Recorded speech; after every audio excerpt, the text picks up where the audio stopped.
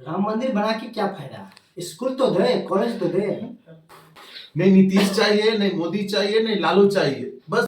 Hello दोस्तों, नमस्ते। Sharma entertain में आपका स्वागत है। दोस्तों आज हम बेंगलुरु के एक छोटे से गांव में आ चुके हैं और यहाँ हमें कुछ बिहारी दिखे हैं। हम उनके घर में जाने की कोशिश करेंगे और बातें करेंगे कि आखिर बिहार की बातें इनके मन में क्या चल रहा है। और हम इनको गेट पर आवाज़ लगाते हैं, खोल पाते हैं कि नहीं। हाँ, खोल दिए, ठीक है। अभी में आपका स्वागत है। मैं टिंकू शर्मा करता हूं सभी का स्वागत उसी अंदाज में। दोस्तों बेंगलुरु में हम आज पहुंच चुके हैं ग्राउंड, जहां हमें लेबर के रूम में हम आने का मौका मिला है और हमारे दो सहयोगी मिले हैं जिनसे हम बातें करेंगे बिहार की, कि आखिर बिहार में किसकी लहर चल रही। तो हमारे दो सज्जन बगल में बैठे हुए हैं, हम उनके तरफ चलते हैं। और ये जी बताइए, आपका नाम क्या हुआ पहले? मैं दिलीप कुमार बिहार से हूँ, बेगूसराय जिला से। जी आपका नाम? पिंकू कुमार शर्मा, मैं भी बिहार से, बेगूसराय से। जी आप ये बताइए कि अभी बिहार में किसकी लहर चल रही है? हमारे हिसाब से तो हमें लगता है कि प्रशांत किशोर का ही लहर चल रहा है। तो इस बार आप किसको वोट देना चाह रहे हैं? हमारी तरफ और हमारे साथी की तरफ से तो हम चाहते हैं कि प्रशांत किशोर को ही वोट मिले। ऐसा क्यों? क्योंकि प्रशांत किशोर ने वादा किया है कि छठ पूजा के बाद कोई भी मजदूर बाहर नहीं जाएंगे। तो लेकिन वादे तो सभी नेता करते हैं। अभी आपको आरजेडी भी वादा करेगा, कांग्रेस भी वादा करेगा, बीजेपी भी वादा करेगा। वादे तो सभी किए हैं। नीतीश कुमार 20 साल से किए हैं, लेकिन 20 साल में वो अभी तक किसी भी लेबर को नहीं रोक पाए हैं बेंगलोर या दिल्ली जाने से। लेकिन अब हम प्रशांत किशोर के ऊपर विश्वास करके हम देखते हैं क्या होता है आगे। जी तो ये पूरा समर्थन कर रहे हैं प्रशांत किशोर जी को ही, और इनसे कुछ और बातें करेंगे। तो जी आप बताइए कुछ वादे के बारे में। वादे किए तो छठ पूजा के बाद कोई भी लेबर बाहर नहीं जाएंगे, सबसे पहला वादा। दूसरा वादा कि शिक्षा के क्षेत्र में भी विकास होगा। अभी तक तो जो कि नीतीश कुमार अभी तक नहीं कर पाए हैं, और आगे देखते हैं क्या करते हैं प्रशांत किशोर। तो जी आप पूरा समर्थन मतलब प्रशांत किशोर के तरफ में देंगे। जी बिल्कुल। जी अभी हम चलते हैं दूसरे साथी बैठे हुए हैं पिंकू कुमार शर्मा, हम उनसे भी बातें करेंगे इनका क्या राय है बिहार पे। तो जी बताइए आप किसको समर्थन दे रहे हैं? सबसे पहले वीडियो देखने वालों को धन्यवाद। पीके सरकार को समर्थन कर रहे हैं। क्यों? कि पीके सरकार इस बार आएगा। जी ऐसा क्यों लगता है कि आपको पीके सरकार ही बेस्ट है बिहार में? आपको आरजेडी ऑप्शन है, आपको बीजेपी है, एनडीए, ये सभी आपको ऑप्शन है, फिर आप पीके की तरफ क्यों? क्योंकि नया पार्टी है, फिर भी आप उन लोग को समर्थन दे रहे हैं। पीके सरकार को इसलिए समर्थन दे रहे हैं कि लालू इससे पहले था, लालू रोजगार नहीं दे पाया। जिसका बाप नहीं दे पाया रोजगार, वो बेटा नहीं देगा। और नीतीश 20 साल से है, अभी तक रोजगार नहीं दे पाया, वो भी नहीं दे पाएगा क्योंकि उनको पता नहीं है। इसलिए इस बार नया चांस देना चाहते हैं कि रोजगार मिले बिहार को। तो जी प्रशांत किशोर को ये भी पूरा फुल समर्थन दे रहे हैं और हम इनसे कुछ बातें करेंगे। तो ये बताइए कि क्या आपको लगता है कि छठ पूजा के बाद, जैसा वो बोल रहे हैं कि छठ पूजा के बाद बाकी लेबर को हम यही रोजगार देंगे, क्या पॉसिबल है सभी को रोजगार देना? जी पॉसिबल है। कैसे? जरूरी नहीं सभी को सरकारी नौकरी। कुछ फैक्ट्री लगा, फैक्ट्री में काम करेंगे।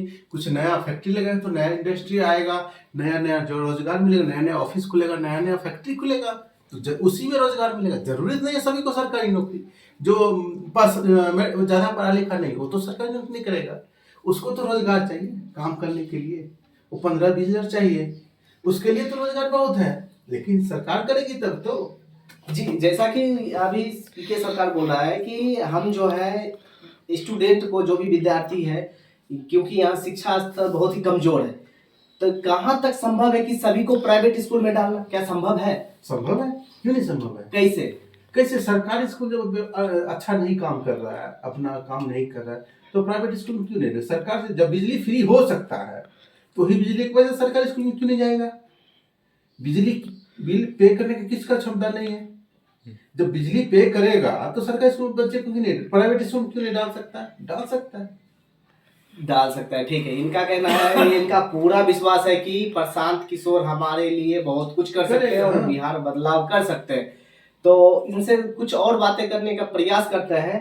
तो जी आप ये भी बताइए, जैसा कि प्रशांत किशोर कह रहे हैं कि आप तो बोल दिए कि फैक्ट्री लगाएगा, ये होगा, लेकिन प्रशांत किशोर का कहना है कि फैक्ट्री तो लगेगा तब भी बेरोजगारी बनी ही रहेगी।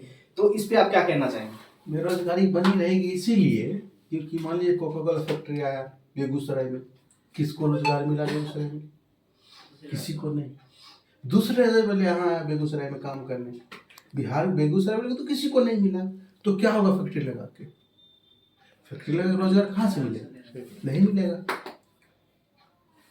बात तो पते की है, और ये हम बात पूछना चाहेंगे कि आपको मोदी जी इतना सब कुछ दे रहे हैं कि स्पेशल ट्रेन पे ट्रेन, वंदे भारत, क्या नहीं आपको दे रहे हैं। अभी आपको गुजरात के लिए ट्रेन चलाया है, बेंगलोर के लिए, सभी जगह इतना सुविधा दे रहा है, फिर भी आप उनको सपोर्ट ना करके नया पार्टी जो आ रहा है आप उनके समर्थन में जा रहे हैं। इस बात पे हम थोड़ा आपसे पूछना चाहेंगे। बीजेपी सरकार जो है, बीजेपी सरकार ट्रेन दे रही है बाहर जाने के लिए, लेकिन ये बाहर हमको नहीं जाना है ना, बाहर नहीं जाना है, क्योंकि बाहर जाके क्या हो, फिर 300 हम कमाएंगे, बाहर जाके कोई फायदा नहीं है। बीजेपी सरकार को नहीं जिता के हम प्रशांत किशोर को जिताते हैं तो वही रोजगार हमको बिहार में मिल जाएगा। मोदी सरकार क्या कर रहा है, वो तो गुजरात में फैक्ट्री लगा रहा है। मोदी सरकार बिहार को लेबर प्रोडक्शन कर रहा है, लेबर, नया नया लेबर बिहार से बाहर जाए, ट्रेन इसलिए दे रहा है। जितना भी ट्रेन दे रहे हो, जितना बाप दादा को पेंशन दे रहे हो, उससे ज्यादा वही पैसा को तुम रोजगार दो, फैक्ट्री लगाओ, ताकि बेटा अच्छा काम करे तो आपको 1400 से ज्यादा 2000 रुपया दे।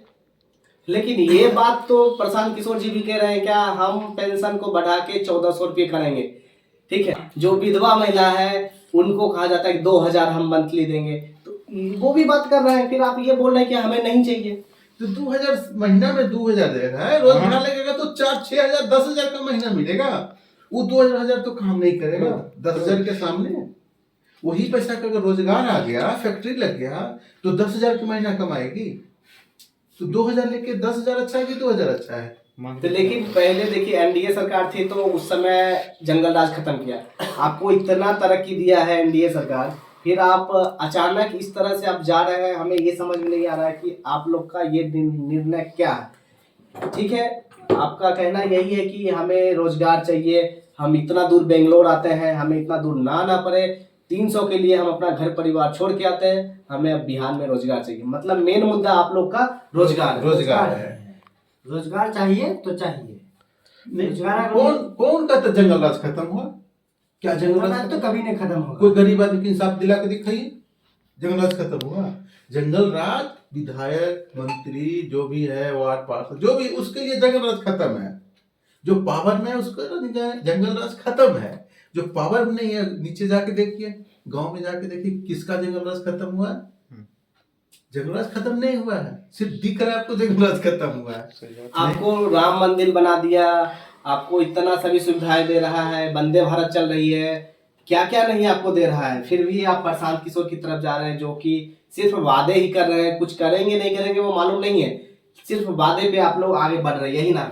राम मंदिर यूपी में बना है, बिहार में नहीं बना है। बिहार में रोजगार चाहिए। राम मंदिर बना के क्या फायदा? स्कूल तो दे, कॉलेज तो दे, स्कूल कॉलेज तो देता नहीं है। राम रोजगार तो दे, फैक्ट्री तो दे, फैक्ट्री बनाओ। फैक्ट्री वही रुपया का अगर फैक्ट्री बन जाएगा तो हमको रोजगार मिल जाएगा। रोजगार मिल जाएगा, उसी पैसा से चंदा करके मंदिर बनाएंगे। रोजगार तो पहले चाहिए। चलिए ठीक है, ये लोगों का कहना है क्या, हमें रोजगार चाहिए ना, हमें मंदिर चाहिए, सिर्फ हमें चाहिए तो अस्पताल दे दो, रोजगार दे दो, शिक्षा स्थल ठीक करो, बस। नहीं नीतीश चाहिए, नहीं मोदी चाहिए, नहीं लालू चाहिए, बस बिहार को रोजगार चाहिए। इस बार रोजगार की सरकार, पीके सरकार जिंदाबाद, सरकार प्रशांत किशोर जिंदाबाद जी। तो अभी के लिए दीजिए इजाजत, मिलते हैं अगले नेक्स्ट वीडियो में, और आप लोग इसी तरह प्यार बरसाते रहिएगा। जय हिंद।